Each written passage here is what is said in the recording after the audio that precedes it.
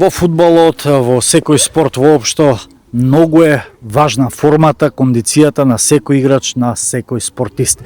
Голема улога во играта на секој спортист има и кондицијскиот тренер. Таков еден никац имаме и денеска до нас. Така, со нас е денеска Филип Босилков, човекот кој што е одговорен за формата и за кондицијата на македонскиот кошаркарски шампион МЗТ Скопје, а некогашен и самиот кошаркар. Боси, фала ти што си ни гостин во Мундокаст. И мислам дека не се зезнавме и не сгрешивме во констатацијата дека кондицијската припрема игра огромна улога и во поединечни и во колективни спортови.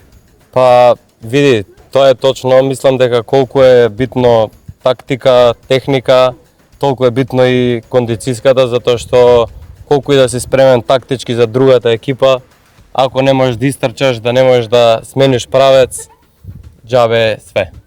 Како тоа го прифаќаат играчите, кошаркарите поточно? Сакаат ли да имаат повеќе работа со кондицијските тренери? Колку што некогаш не сакаат, знаат дека на крај ќе биде добро за нив и ќе ги смали и повредите и ќе се осеќаат подобро на терен, така да прифаќаат.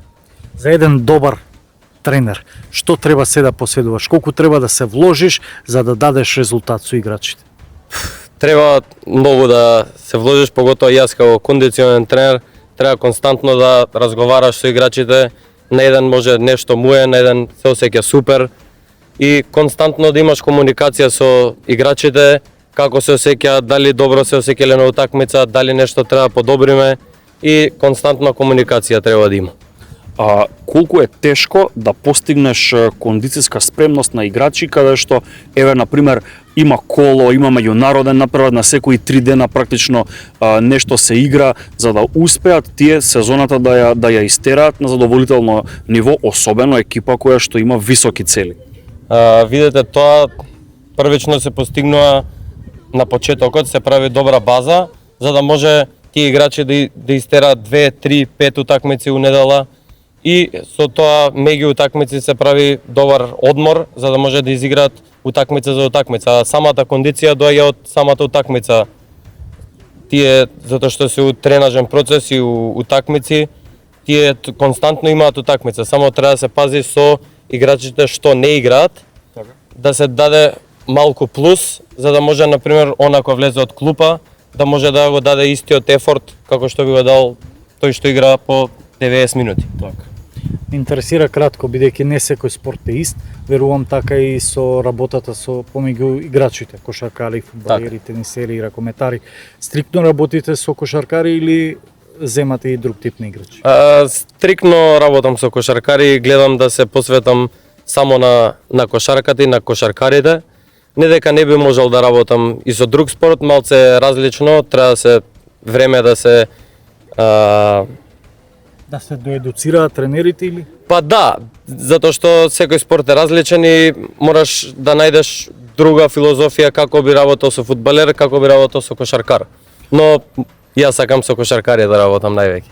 Има сега ова светско првенство во фудбал, една специфичност, се игра на 2 континенти во 3 држави, Америка, Канада и Мексико.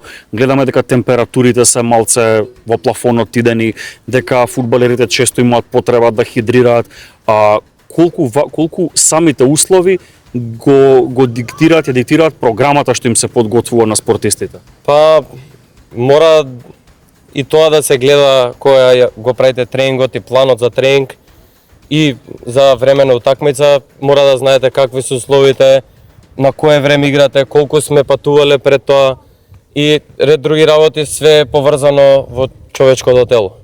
Колку игра улога од кое поднебие, например, играчот? Има ли врска, дали исто сега се снаоѓаат во овие услови аргентинец, норвежанец и, например, не знам, играч од африканскиот континент? Па сигурно не знам како им е нив, ама сигурно не, затоа што едни им е цело време ладно, едни им е цело време топло, доаѓаат у доста потопли краеви. И може имаат проблем на почетокот, имале проблем сигурно со временските зони, дури се адаптираат 6 сати, 9 сати разлика, но вајда до сега се навикнати. Настрана од работата, верувам дека човек инволвиран во спортот сигурно следите, нели, и тековното светско првенство во фудбал. Може ли да ни издвоите за која репрезентација навивате, што најчесто гледате кога го следите мечот? Па, јас искрено Меси го сакам, така да сакам уште еднаш да освојат Аргентина. Иако гледам дека сега има доста полесен пат, така да мислам дека е доста возможно.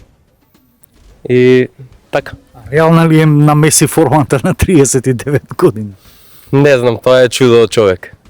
Генетиката може би си го прави својот. Генетиката и па сигурно не дека он не работи на своето тело и на подобрување на својот перформанс.